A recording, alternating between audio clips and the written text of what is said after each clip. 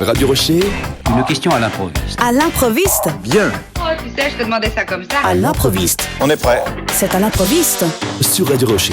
Si vous êtes de fidèles spectateurs de cette chronique, et je sais que vous l'êtes, vous savez que j'aime raconter Neuchâtel dans des temps plus anciens, imaginer des époques où tout allait moins vite. Les archives nous en donnent déjà une image, mais ça reste imaginaire, alors que moi je veux voir pour de vrai. Et pour y parvenir, même partiellement, je me suis faufilé dans quelques ruelles de la ville de Neuchâtel. À l'improviste. Sur Radio Rocher. Historiquement, la ville de Neuchâtel s'est bâtie autour du château et de la collégiale, et c'est donc sur leur colline que débute ma balade. Pour grimper vers ces édifices, j'ai choisi de partir du nord-ouest de la ville, à la rue de l'Écluse. Là, il faut bien guigner entre deux immeubles pour dénicher le sentier du donjon. Quand on le parcourt, ce sentier, on est comme transporté dans les coulisses du château, qui dévoile ici la base pierreuse et brute sur laquelle il a été construit.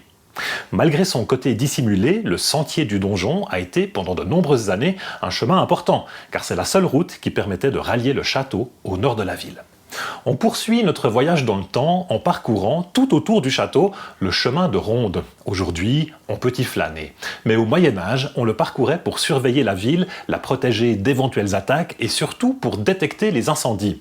Le point de vue est extraordinaire. On se rend vraiment compte de l'expansion de la ville au fil des siècles. D'abord serré au pied de la colline, puis glissant vers le lac avant de monter vers les Cadols. Ça donne à la ville deux visages assez singuliers, suivant que l'on regarde vers le haut ou vers le bas.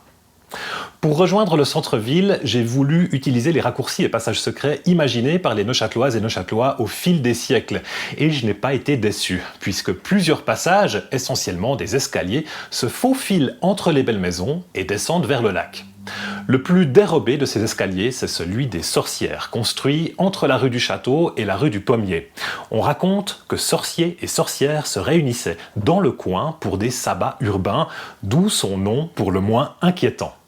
Ce même passage escarpé était aussi connu sous un autre nom, l'escalier du bourreau.